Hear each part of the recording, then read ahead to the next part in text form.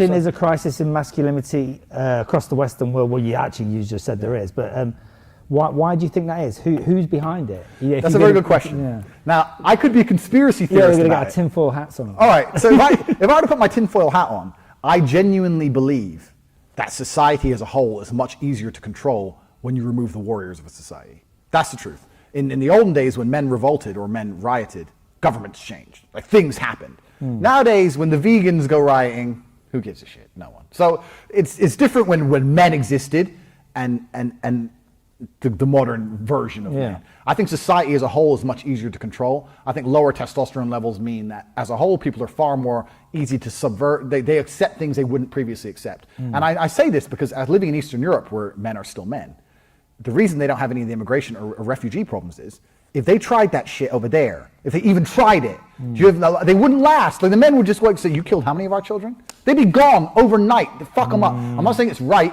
I'm telling you what would have happened. I'm not saying it's correct. I'm not advocating it. I'm not saying we should do it. I'm telling you what would happen in these countries. In our country, we're like, oh, well, let's just hope no one says anything racist. And that's all they give a shit about. And you know, when people's children are dead. And this is what happens when you remove the warrior instinct from men, you remove the warriors of a society, and a society will buy any bullshit you throw at them. Doesn't matter what you do to them, they'll lap it up.